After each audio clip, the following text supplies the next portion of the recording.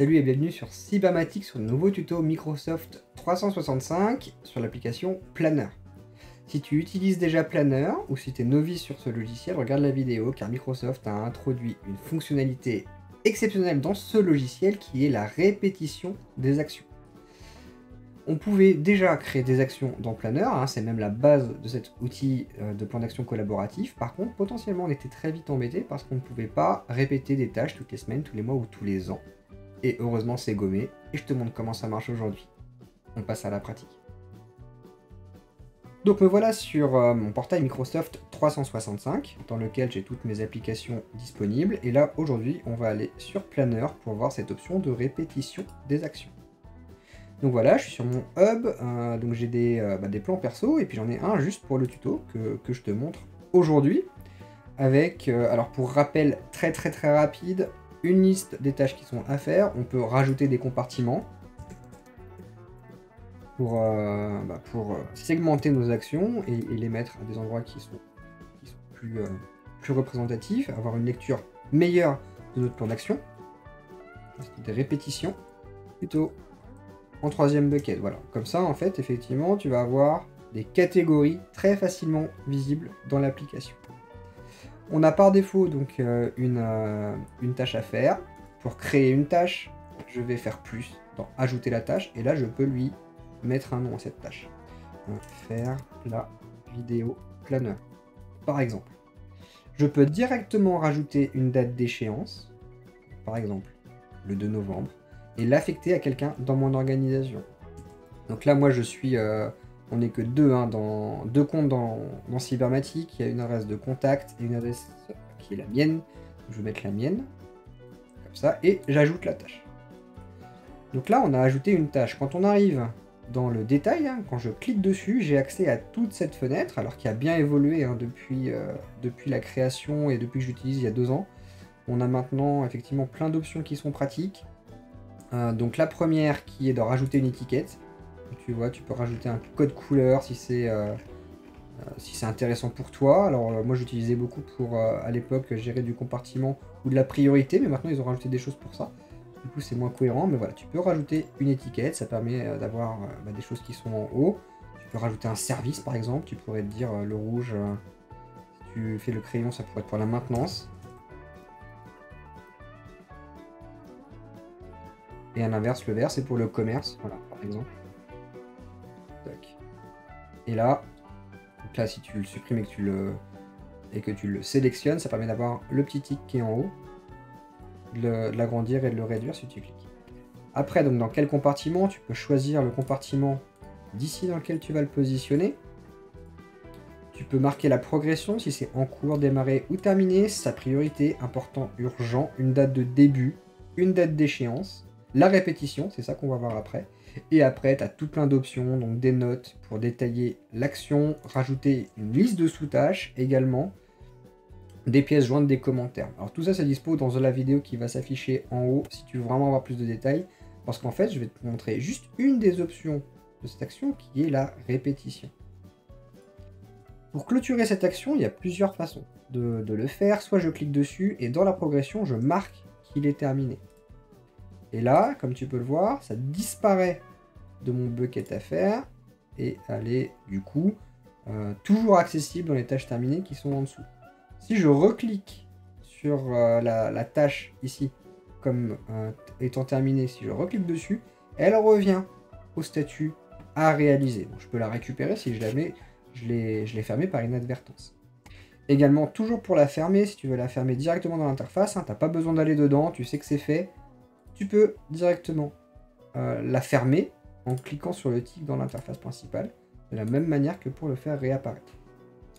Par contre, le défaut de ça, c'est que quand tu crées des tâches qui sont répétitives, toutes les semaines tu dois faire un reporting, toutes les semaines tu dois réaliser une action pour ton boss, toutes les semaines tu as quelque chose à envoyer à un client, en fait ça va être embêtant de devoir créer l'action, la fermer, la recommencer. En fait, c'est même une des raisons pour lesquelles, potentiellement, on va même pas l'utiliser parce que c'est trop pénible de le gérer. Heureusement, on a maintenant un bouton qui a été mis par Microsoft, alors il n'y a pas longtemps, hein, là on est en novembre 2022, je pense que ça a été mis il y a 2 mois, donc en août, franchement il y a 2 mois à peine. Et du coup, tu as l'option de faire répéter cette action. Et ça, c'est vraiment une super nouvelle. Quand tu vas déplier cette option, tu vois que tu peux... Par défaut, elle ne se répète pas. C'est une action unique, coup de poing. J'ouvre, je ferme, c'est terminé. Tu vas pouvoir la répéter tous les jours. Tous les jours, cette action, il faut que je la fasse. Toutes les semaines. Les jours de la semaine. Ok, donc ça exclut le samedi et le dimanche. Ça, c'est top. Et à l'inverse, toutes les semaines, y compris le week-end, cette action revient tous les mois, tous les ans. Et tu peux également personnaliser ta fréquence. Donc tu peux, si c'est à la semaine, tu peux dire que c'est le lundi, le mercredi et le vendredi, si tu le veux. Si c'est au mois, tu peux dire que c'est tous les premiers mercredis du mois, par exemple, ou tous les X jours de ton mois. Et si c'est à l'année, tu peux dire que c'est tous les X du mois de novembre, ou tous les premiers mercredis de tel mois. Voilà, c'est vraiment hyper flexible et très très bien fait.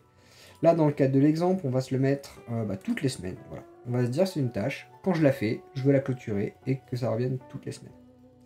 Donc là, tu vois, hein, quand on a mis cette répétition, on a généré cette répétition. On le voit devant la date d'échéance, qu'il y a cette icône de répétition. Si jamais je supprime la répétition ici, il disparaît. Ok, donc là ça a même supprimé l'échéance au final, donc on va la remettre cette échéance. Et donc je le remets toutes les semaines, hop, et là ça apparaît. Quand cette icône de répétition est active, quand je ferme mon action, ça la clôt, mais ça me recrée tout de suite l'itération suivante avec le délai suivant. Ça, c'est absolument génial. Ça, c'est absolument génial. Ça manquait vraiment à ce logiciel. Je suis super content que Microsoft ait rajouté ça. Que du coup, il y a très très peu d'efforts à fournir pour clôturer ces actions. Et là, pareil, si je clôture, celle du 9, ça recrée l'itération au 16 de la semaine suivante, etc.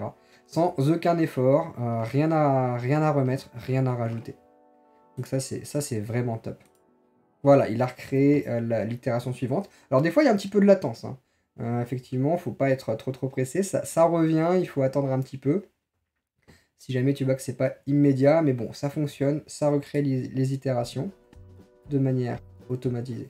Si jamais tu en as fait de trop, hein, ce qu'il faudra faire, il faudra supprimer l'ensemble des itérations qui ont été créées au niveau de la semaine. Pour supprimer une tâche périodique, il va falloir prendre la dernière itération qui a été ouverte, aller sur les 3 petits points, supprimer. Pour supprimer la tâche périodique, soit tu supprimes une itération, donc là je vais juste supprimer le 30, mais il va quand même régénérer la tâche future, soit je supprime cette tâche et toutes les futures de la série. Ça permet de couper en fait la répétition de cette tâche. Donc là en l'occurrence je vais faire les deux, je vais te montrer les deux options. D'abord juste supprimer cette tâche, terminé, et voilà. Donc voilà, quand je ne fais que supprimer cette tâche, il supprime l'itération en cours, mais il garde la répétition.